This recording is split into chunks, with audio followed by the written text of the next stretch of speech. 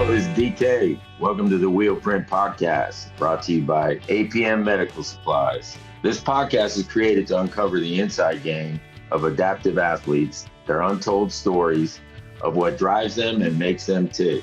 So be prepared to be inspired as we discover the trials and triumphs of the human spirit. Enjoy this show.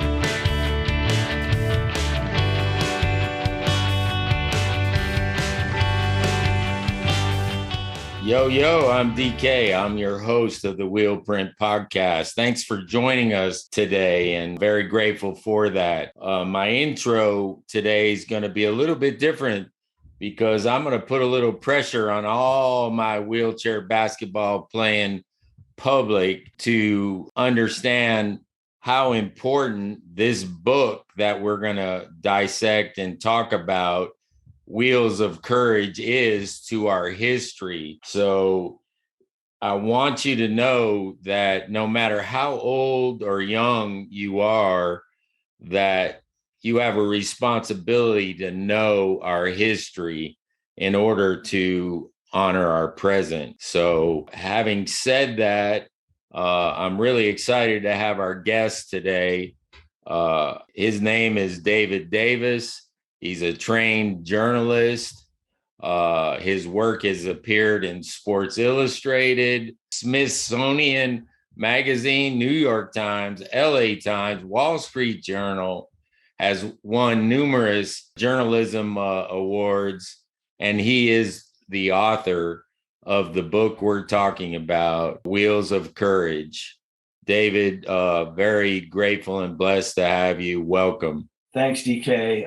It's an honor to be on the show with you. Really appreciate it. Well, when we talk about the name of our podcast, the Wheel Print is pretty much what you've had without being in a chair, but you have really made your mark in terms of documenting history. So let's just start, get into it. And I have to qualify, there is so much in your book that I can only cover so much. And I wish we had 3 or 4 podcasts where we could really get into everything, but we'll unpack what we can and some of the highlights. My first question is, David, would you kind of explain those days of 1940s and paraplegia, the harsh reality that you documented, both related to life expectancy and also how the world perceived individuals with paralysis? Right.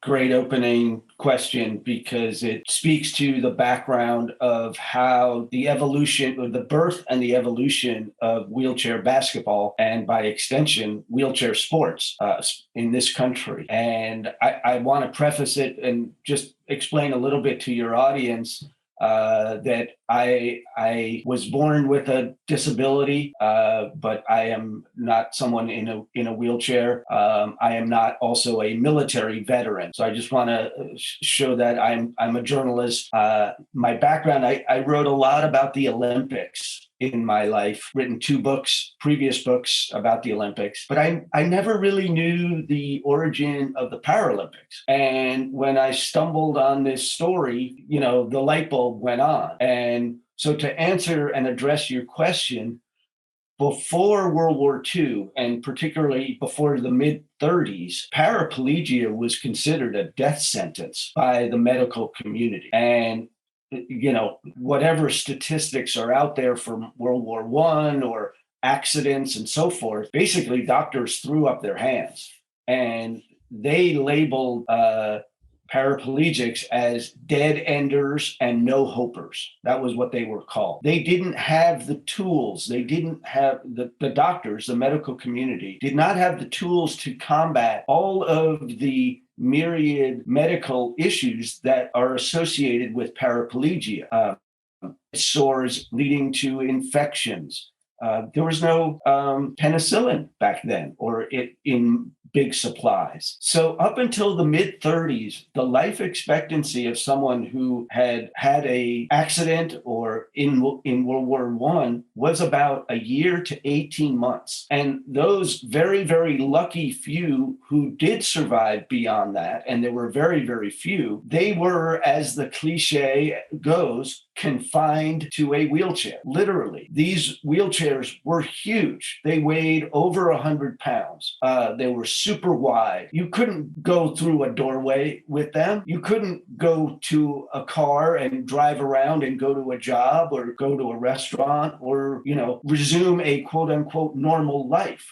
If you were in one of those wheelchairs, chances are you were in an institution or you were confined at home with a family who maybe could afford medical care. So that was the backdrop before World War II. And one other thing to add about that was and this is unfortunate and it was very harsh to uncover in from my experience, there were laws across the United States in cities. They were called ugly laws, and they banned people with disability from being on the street, from just hanging out. And this was, a shameful chapter, really, in our history, and a shameful chapter in disability and leading to disability rights as we know them today. So that was the backdrop before World War II. And then that's the catalyst for change was World War II. Yeah, wow.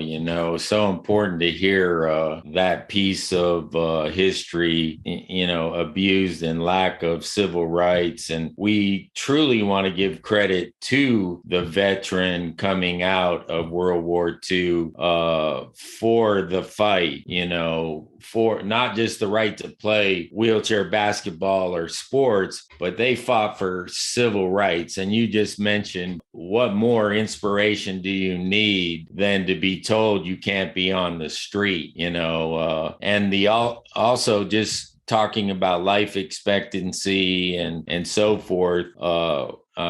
I think you might credit the advancements in medicine to be a game changer in that regard. Absolutely. So World War II, there were several aspects of on the battlefield and off that related to the survival rate, the increased survival rate for those who were wounded in the war. First of all, versus World War I.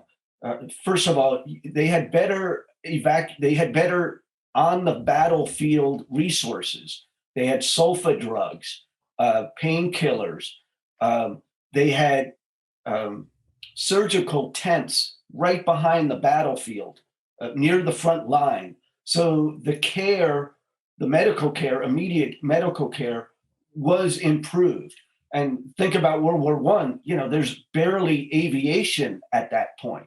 So how do you get men who were, let's say, wounded in Europe back to the United States? Well, they'd have to get on a boat, and it would take however long it took. All of which was to say those veterans of World War II didn't have a chance. World War II, you could get flown home pretty quickly. There were floating hospital units in some of the ships that were right off the Pacific. So you had better medical care. You had the penicillin and the sulfa drugs. And then once these men got home, the VA, to their credit, began a campaign to help the paraplegics and some quads as well. They instituted in the VA hospitals separate wards just for the paraplegics. And these wards were innovative, they were revolutionary. They were happening in England and in the United States at the VA hospitals. And what the care was something they called holistic. In other words, caring for the whole body. They had nurses who were available to turn the bodies and to prevent bed sores. Anytime there was a problem with the sheets or moisture, they got changed. They had all different specialists look at each patient, whether it was a urologist or a neurologist. And of course, depending on where the injury occurred on the spinal cord, that precipitated a certain type of care. And so you had this campaign to really help the veterans. And just to add to that, a cynical person would say they had a motivating factor, and it's true, which was, think about it. Let's say these men are going to survive 40, 50 years, which some of them did. Are you going to keep these guys in a hospital? You know how expensive that would be? So it was in the VA and our government's interest to get these men up and moving and into wheelchairs and out of the hospital doors to resume a life, a different life than before. And the one other thing I'll add in terms of medical aspects was the wheelchair technology. And there was a huge advancement. In part, it's Everest and Jennings, and some of you in the audience, may have heard of this brand. Right? My first chair. Sure. Many people's first chairs. And E&Js were invented in the late 30s. An engineer who had an accident in a mining facility and he was rendered a paraplegic. He and another engineer streamlined the technology. And, we can laugh at what the old E&Js looked like, but they were way better, way more maneuverable. They could fold up.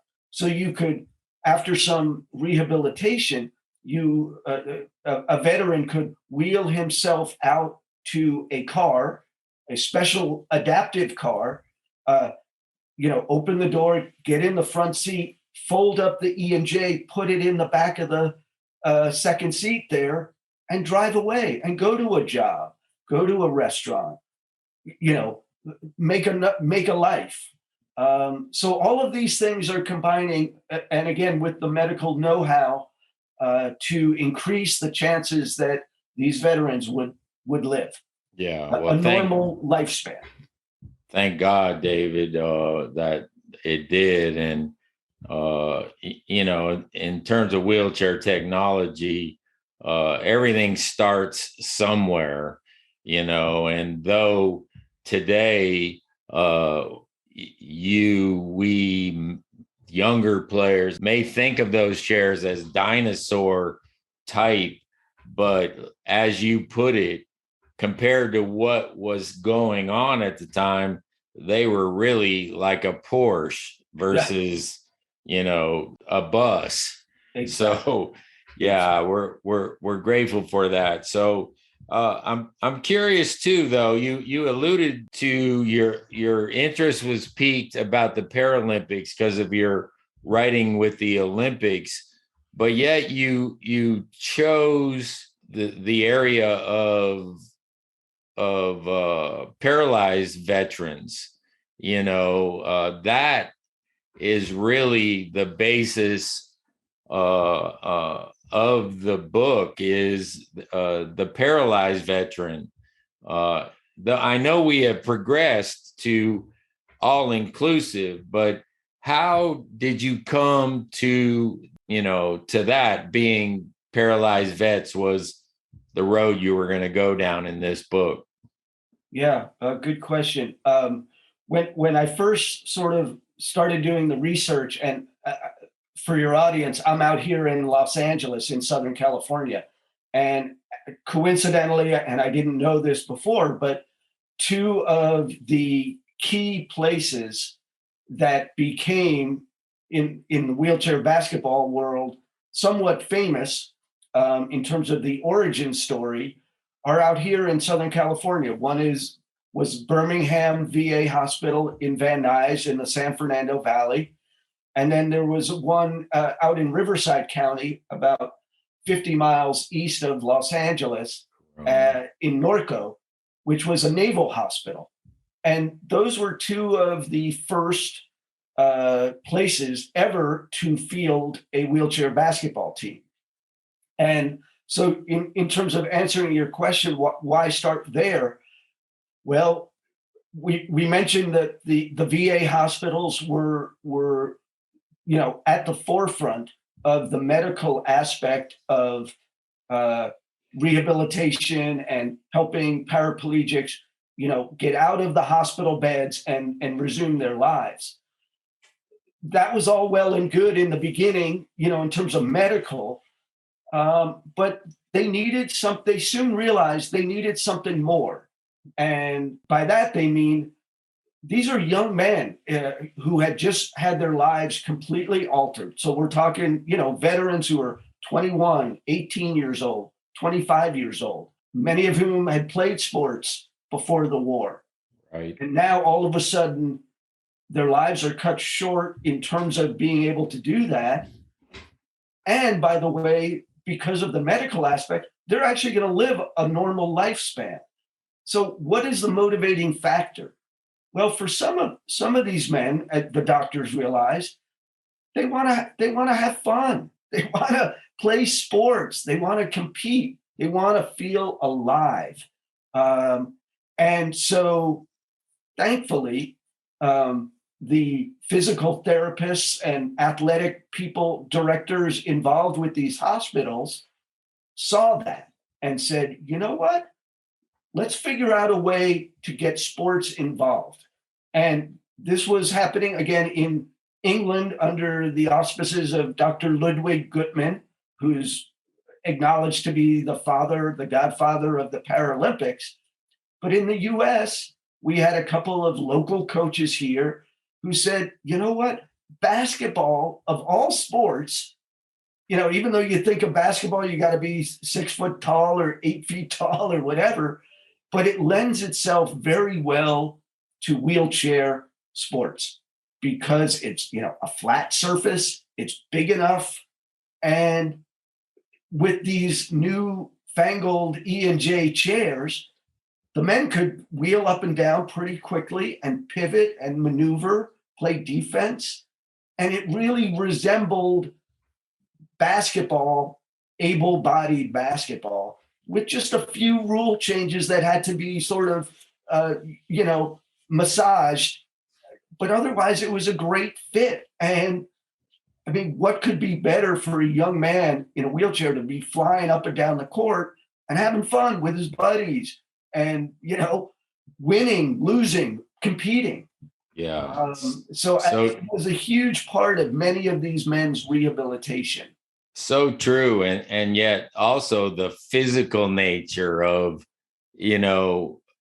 we as kids, we're taught to be physical, and we enjoy it. And wheelchair ball has never been for sissies, it's really bump and grind and metal, contact, but this is after, and please, because I read it, sports were considered prior to this time as being out of bounds for those vets in the 40s and after, and thus the dead enders and no hopers that, so our environment in the US and in the world had to get past that.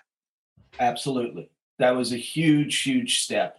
And it worked a couple of ways because in the beginning, so let's take the team out here in Southern California, the team from the Birmingham VA, which is acknowledged as the first or one of the first wheelchair basketball teams. In the beginning, they would play at their gym or just around, the San Fernando Valley. When they played, the audience, the fans, spectators, I mean, their jaws dropped. They could not believe that men in wheelchairs could, A, play a sport, and B, play it really, really well. And in the beginning, there were a lot of exhibitions, and these were in part fundraisers for the Paralyzed Veterans of America organization. In the beginning, they would play able-bodied teams who would borrow wheelchairs for the occasion, and they would go up against each other. And guess who would win? The paraplegics, right? Yeah, The PVA always. guys. They knew how to play. They had practiced. They knew how to maneuver a wheelchair. So not only was it giving the man an outlet, but it was teaching some of the people who had no idea that this could happen. They were teaching the American public, hey, wait a second. We need to rethink what disability means. Because if these men can do this play basketball in wheelchairs, well, they can do anything. They can go back to school and earn a degree. They can hold down a job, any job. They just need accessibility, and a chance, the opportunity. Yeah. And that was something that slowly seeped into the American consciousness through these veterans. Yeah. Today, we could say the same thing. We need the access to live and grow in our environments, our publics, related to career and sport. Another part that I'm curious about, and it's early on, but you chose particular soldiers and personalities to really focus on. Johnny Winterholler, Stan Denadell, Gene Fessenmeyer, and why and how did those guys begin in your book as the focus? Yeah, that's a really good question. And part of it was I was trying to find characters, men who experienced the war differently. And so they all did. Johnny Winterholler became paralyzed as a POW in the Philippines. He was a Marine. And Johnny Winterholler was an amazing athlete before the war. He was at Wyoming, University of Wyoming, and had perhaps pro prospects, maybe as a baseball player, maybe as a basketball player. So I wanted to sort of give a before and after with him. Gene Fessenmeyer, who was a great character. He was an Iowa farm boy who enlisted in 1944 when he was 18 and was wounded at Okinawa in the waning days of the war. And what struck me about him was a couple things. First of all, he was alive when I started researching the book. So, yeah, God bless. I mean, I flew down to Texas to meet him, and we hung out, and then we would talk on the phone every couple of weeks, like just not. I wasn't even interviewing him. Just, hey, what are you doing? How's things going? And it just amazed me because he had been in a wheelchair for 70 something years. Wow. 80. I mean, and still going strong and still like, oh, I'm going to buy this land parcel down the street. I'm trying to negotiate. I mean, to his dying day, he was involved in life and just trying to live as best and as well he could. So that was partly it. And Stan Denadell was wounded in the Battle of the Bulge, also towards the end of the war. And what was interesting about Stan Denadell, he was part of that first team, the Birmingham team. And as I relate in the book, that team was the first to go cross country, and they barnstormed across America playing wheelchair basketball. And then when they would stop in Washington, D.C. to play one of the teams there, they would go to the Capitol and they would lobby for disability rights. So Stan Denadell was someone who was involved in that from the beginning.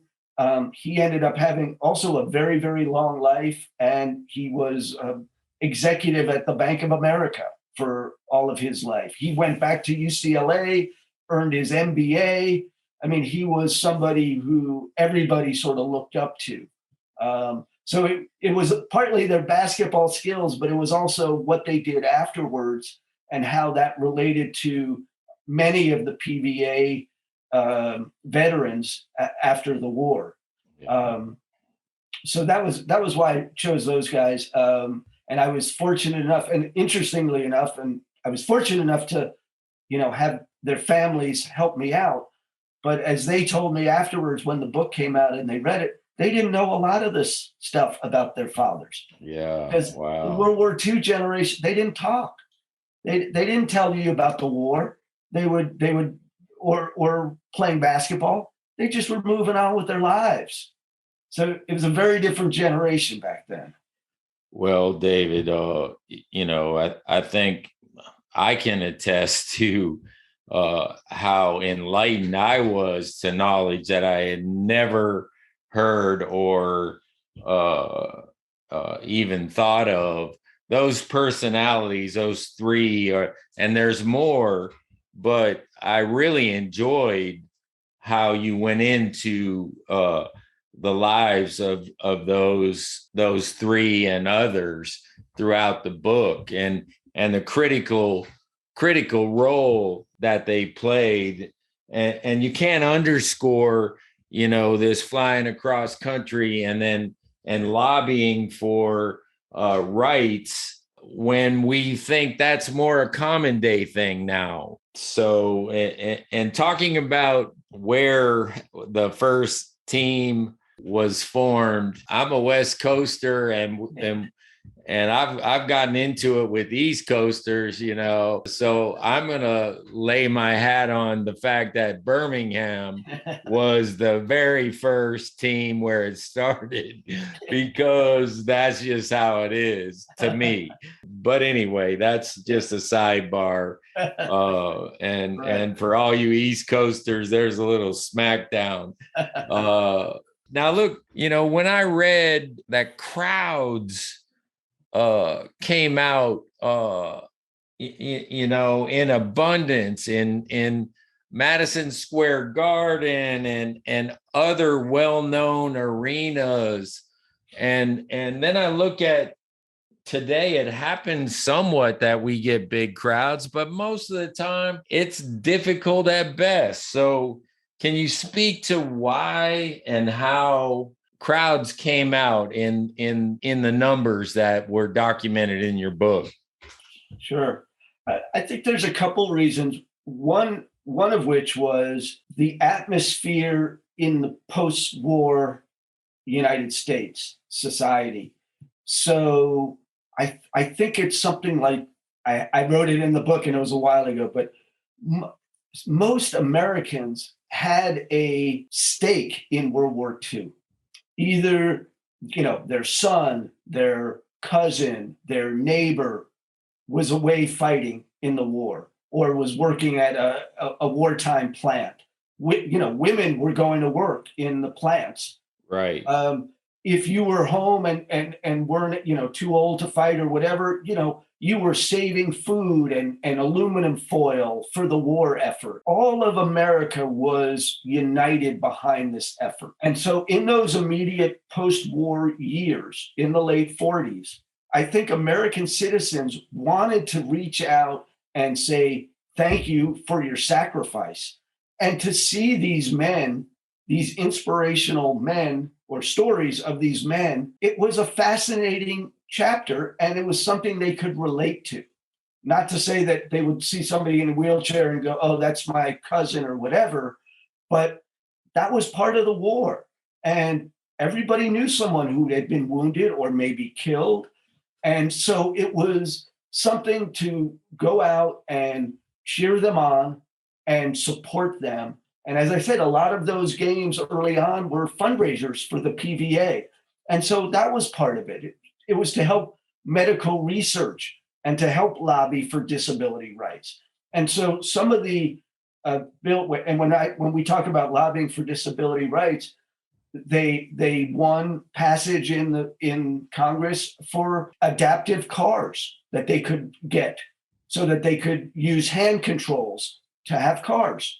I mean, this is a bill passed by Congress. They also had a housing allowance that was part of that the PVA lobbied for, so that you could design and build a house that was accessible for wheelchairs with oversized widened doors and bathrooms that you could wheel in and out. And they were given a certain amount of money to do that, to pay for that. So there was just that support, I think, in that era. And so that translated into, hey, this team from Birmingham's coming to Madison Square Garden. Holy cow, let's go check them out. Or Chicago Stadium, or Oakland Coliseum, wherever they were playing.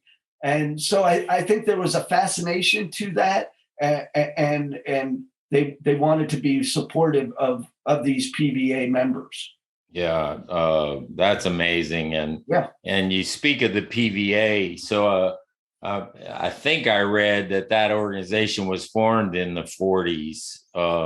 And to this day, that is Paralyzed Veterans of America is still in the middle of opportunities for veterans, not just paralyzed veterans, but for all veterans. And sport is such a big component.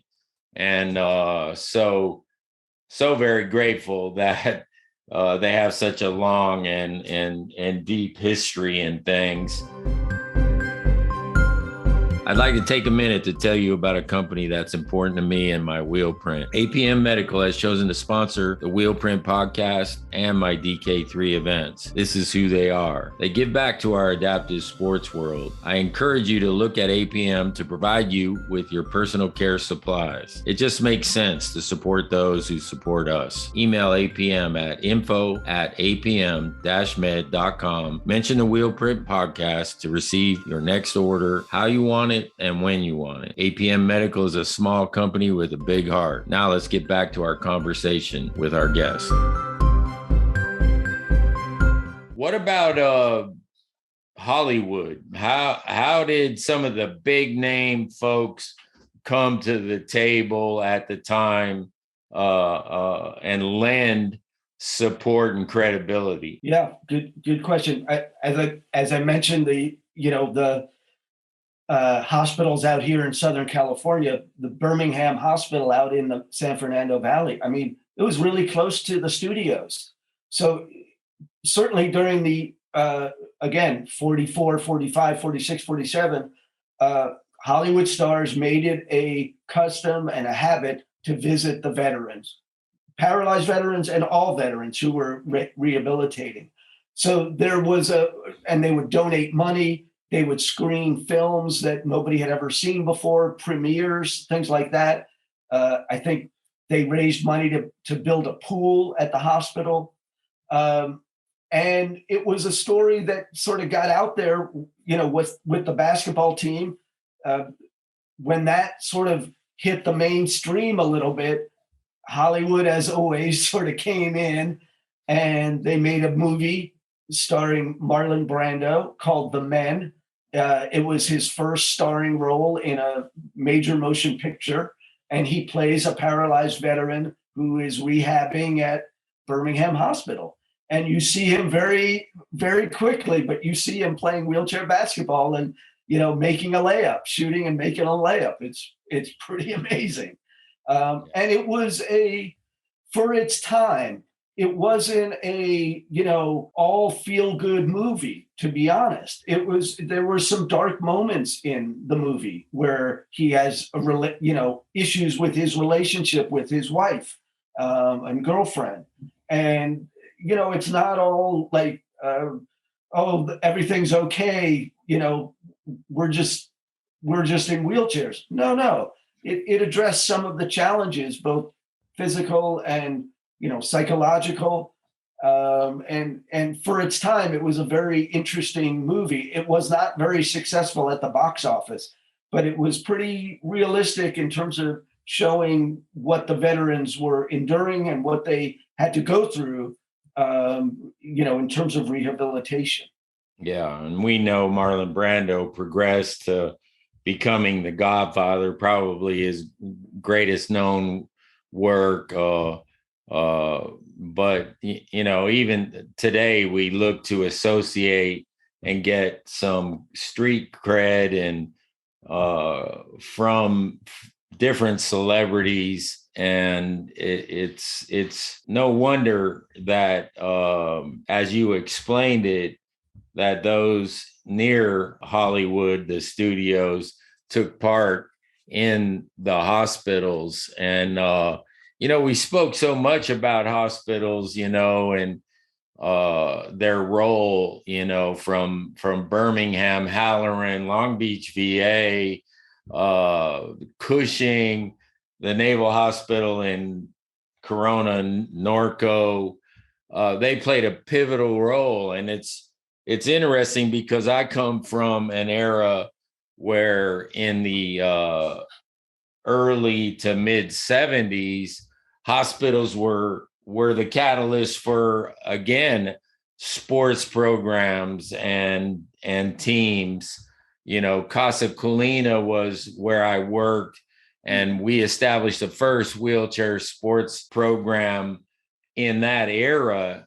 I would have said ever, but now you have laid context that it happened way back. The Chicago Institute of Rehab and Lakeshore Foundation and in the city of Birmingham in Alabama. Mm-hmm. But today we have outgrown the medical model and the need to be associated, and the pressure of medical care doesn't really lend itself to, a cost-effective approach to rehabilitation because everything costs so much money. Yeah. But they did and continue to play a big role. I just wanted to get that out because we spent a lot of time, and your book it talks about many hospital situations and appropriately so. The Casa Colima teams, and the book basically ends right around the Vietnam era, so I don't go into that, but I certainly did some preliminary research on what happened afterwards, and those teams are very, very well regarded. The Casa Colima. Yeah, well, I'm a little prejudiced because we succeeded in eight national championships. Yep. And I was on those teams. Yep. But anyways, it's not about me. But the groundwork in Southern California was here with Long Beach, and Absolutely. they had so many good players. They had to sort of expand and Long Beach Flying Wheels had, when I came in, we were trying to beat the record. I think they had 6 national championships, and we were trying to pass them. And in 73, when I got hurt, Vietnam vets saved my life. Right.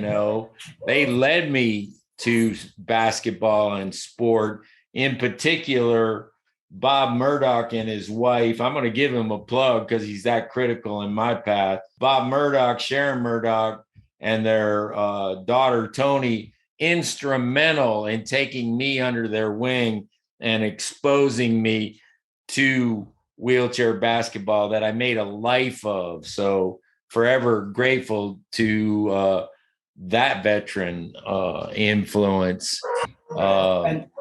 And that's a really good point that you raised, because as I went on with the book, that would often happen, that the World War II veterans counseled the Korean War veterans and said, while they were in the hospital, saying, hey, look at me. I've got this job. I went back to school on the GI Bill, and I'm playing basketball with this team. You can do this. And then the Korean War veterans helped the Vietnam veterans, and so on and so forth. There was very much a sort of passing of the torch as well. Well, I'm so grateful for my exposure in that Vietnam era, and some movies came out that were critical, Coming Home and Mm-hmm. Born on the 4th of July. Mm-hmm. Ron Kovic was a feature, and Mm-hmm. he was a wheelchair basketball player. And, and we, I read of his impact as a activist and an athlete, and bringing to light some of the darker parts of the VA system that created a lot of change. And I know you and he have had a really close and direct relationship and dialogue. Right. Correct. Yeah. Ron is, I was introduced to him before this book. And so, wanting to have a voice, as I said, the book ends around 1964. And that, for a couple of reasons, that's really when the Paralympics really become real, 1960, 1964. So I sort of stopped there. And 64 obviously is sort of the start of the Vietnam War officially for the American side. So I wanted to have some perspective. So I brought in Ron a little bit for the Vietnam aspect. And because he had played wheelchair basketball and credited it with helping his rehabilitation. Yeah, well, I'm glad you did, and where you began, where you ended is perfect. Okay, I'm going to throw that out there. Right now there's an initiative within the National Wheelchair Basketball Association for a military league. So to show progression, certainly we have a lot of vets playing the game, Afghan, Iraq, but now we're starting to be more inclusive to the other disabilities that aren't so visual and obvious, PTSD, anxiety, and any other non-obvious. So we're at a great crossroads where veterans are a focus of our organization and a vital part. Right. So Yeah. that's exciting. Yeah. Ron, I'm wondering if you can just, there was considerable interplay in the book. Tim Nugent, his role, he seemed like a bulldog. And then Sir Ludwig Gutman, who I have to say I met, and I knew Tim very well. I met Gutman at the Stoke Manville Games. It was my very first competition. But can you speak briefly on the interplay that those two had? Of course, yeah. And those are, I had heard about Sir Ludwig Gutman when I went to the London Olympics. So he was sort of a presence there, with the Paralympics, his legacy. And so a lot of what we mentioned and talked about that was happening here in the States at the VA hospitals after World War II, Dr. Gutman was doing that in England with paraplegics and quads from England, maybe Canada, also maybe South Africa. He was also a revolutionary in terms of care, holistic, and introducing sports. His first sport, by the way, was archery, as opposed to basketball. They had a version of basketball called netball, which there was no backboard. It was not 10 feet high. It was a very different game. But then again, their wheelchairs were very different. They had the old school wheelchairs. And so when the first teams from the US came to England to compete at Stoke Mandeville in the pre-Paralympics game, the US teams, they cleaned up because they had those E&Js, right, and they could just wheel up and down the court. So he learned a lot from us and vice versa. But you can't talk about wheelchair sports without mentioning Dr. Gutman. And he had a big ego. He had big plans. And you know what? He managed to fulfill a lot of those. And a lot of credit is due him. Tim Nugent, who you mentioned, fascinating figure. He was a veteran, but he had come through the war unscathed. He started out at University of Illinois, and at the time, again, we talked about the GI Bill. It was a way for the veterans to go back to school. And what happened was Tim Nugent was in charge of students with disabilities coming back to school on the GI Bill. And very quickly, he understood, again, hey, let's introduce sports into the curriculum, and quite naturally integrated wheelchair basketball and started teams at Champaign-Urbana. And Nugent gets credit for really taking wheelchair basketball out of the PVA hospital setting and opening it up. Well, I'm glad to hear you say that. And, this is the question that anybody that would read your book might. Yeah, let's see, start to finish.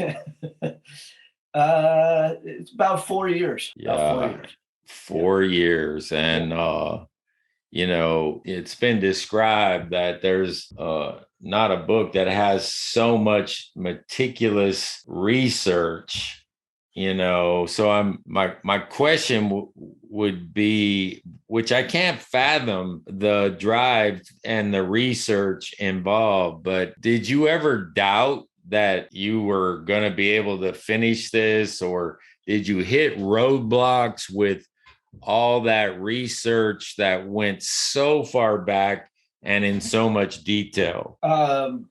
Yes, roadblocks are part of it, are part of every endeavor. I've done 6 books altogether, and Wow. you're going to run into that. It's part of the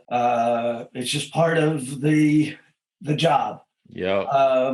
And you just got to keep digging and digging and digging. And I don't want to point any fingers at anybody, but there were challenges. Some of them, with the families who would say, "Oh, I'll give you this material. I'll give you this material," and months and months passed, and I was begging, please, But on the other hand, I understood. Here I am, a total stranger, saying, "Hey, trust me with the material about your father." Yeah. They'd never even really thought about that. So that was a challenge. It was a challenge that I'm not a veteran, and I'm not someone in a wheelchair. I don't have that perspective. I had to literally go onto a court in a wheelchair with a basketball and go, all right, let me try to shoot and let's see what this feels like. And holy cow. I mean, right. Not easy. And not easy. And so things like that, just all along the way, you go, I gotta dig, I gotta find out, if this person says no, you go to the next person. And the only thing I'll close with in terms of the question is this: once I sat down with Gene Fessenmeyer and started talking to him, there was no doubt in my mind that I was going to do this book. Okay. And that was early on.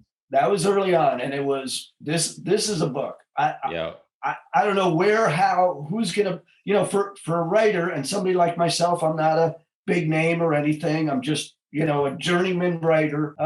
It's a challenge to get something sold to a publisher, and so that's the first challenge, literally. Right. And I just told my agent, this is my next book, and whether I get X money or Y money, this is what's going to happen. So I ended up with X minus Y money. I respect the fact that you would write, and it's not about a financial. You don't want to lose money, that's for sure, but at the same time, I think, good writers or soulful writers are doing it for a whole nother reason, and if you've written 6, you are driven and coming from your heart and your soul. That's very kind of you. I'm also privileged. I have my girlfriend, my partner, she has a full-time job and everything. So I have some latitude on some of this. I'm fortunate in that regard, and but thank you. Yeah, it was a labor of love, as they say.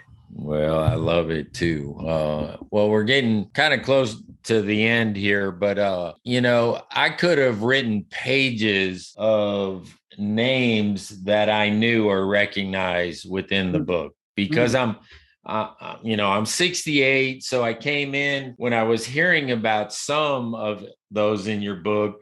Then I'm in the middle of others who are either younger or older. I just wanted to mention some of them because I think it's important. Bob Reinerson, Hall of Fame, NWBA. Tip Thibodeau, Hall of Fame. Ron Kovic, activist, athlete. Bill Johnson, Hall of Fame, NWBA. Fritz Krauth, Saul Welger, Stan Labanowitz, Jack Gerhardt, Ed Owen, Bud Rumpel, all Hall of Fame members in the NWBA, all in your book. And you did amazing research on all of them. And then there are those that we also spoke about, not all. There's some that we didn't, but that had premier elite, able-bodied experiences going on. And those are Johnny Winterhaller, Junius Kellogg, Roy Campanella. I'm a crazy Dodger fan. All joined the short list of athletes whose careers were cut short by paraplegia. So my question is, did these high-profile athletes at the time, in your opinion, help the understanding of disability? Yeah, I think certainly Roy Campanella did. Junius Kellogg, who is an amazing, crazy story, both because of his collegiate basketball career and his involvement in the point shaving scandals back in the 50s, but also his accident and then his recovery and then becoming a coach, first African-American coach. An amazing story, Junius. But he was a little bit under the radar, whereas Roy Campanella was, the star of the Brooklyn Dodgers and, was about to move to LA with the Dodgers when they moved to LA. So this guy was a huge star. I think he was a 3-time MVP, sidekick to Jackie Robinson. He was catching Sandy Koufax, all these guys. And of course, the accident occurred in New York on Long Island or, where he was living. So there was a lot of press attention. He was on the cover of magazines. His autobiography was a bestseller. And, everywhere he went, he was a recognizable face. So, yeah, he was very important in that. The flip side, to some degree, Roy Campanella was not really an activist. He was not he was not loud and brash and all of that. So, whereas others maybe had bigger contributions to disability and disability rights, Roy Campanella was more of a symbol, I think, than anything. They're very much a powerful symbol and somebody who people would look at and go, wow, this guy was cut down in his prime. And so it resonated very much. And I failed to mention Joe Kenmont, and great the movie skier. The Other Side of the Mountain, the whole deal, significant. Well, here we are, David. We have just flown through an hour's worth of just, for me, enjoyment and education. And so now I'd really like to know how we can put it out there where Wheels of Courage can be purchased. For all those who are watching, you can see it in the background on David's shelf. I was going to show the book myself, but there it is. And please, if you hold it up again, David, would you? Okay. If you look at the outside cover and you see those athletes in what could be considered shopping cart wheelchairs, get past it. That is our beginning It is our history. And yes, today we're in hovercrafts that defy description, but that is our beginning. And you have a responsibility to understand the evolution of the wheelchair and wheelchair basketball. So, David, could you please tell us and don't hold back or be humble, where can the book be found that people can access? Thank you, DK. Thanks for the kind words, and thanks for having me on the podcast, and thanks to your audience. You can order it via Amazon. Call your local bookseller if you don't, if you want to go that route, and they can order it for you. Again, the title is Wheels of Courage. They can also go to my website, www.ddavisla.com, and they can figure out how to navigate and click on and buy the book that way. So easy ways to purchase, just online, and appreciate all the support. Thank you. Yeah, you're more than welcome.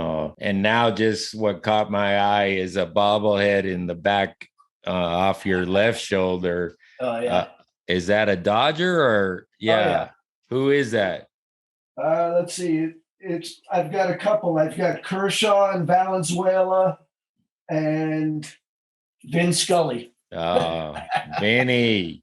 Yeah. Well, yeah. And certainly Fernando and yes. Kershaw. I love you're a Dodger guy and you can speak to them knowledgeably. But here we are. We're at the end. I'm so grateful for your 4 years of dedication and passion. But we're at our end. I want to thank our audience for being part and tuning in to this so important episode of history. And I'm here to tell you to do the next right thing and be a good human being. And over and out from the Wheel Print Podcast. Thank you, David Davis. All right. Thanks, DK. Take care. I hope you enjoyed today's show on the Wheel Print Podcast. I invite you to check out our other episodes on Apple Podcasts, Spotify, or on our website at DaveKileyDK3.com. Special thanks to Dromos Agency for producing this podcast, our lead sponsor, APM Medical, for their support, and Performax Wheelchairs, a sweet ride.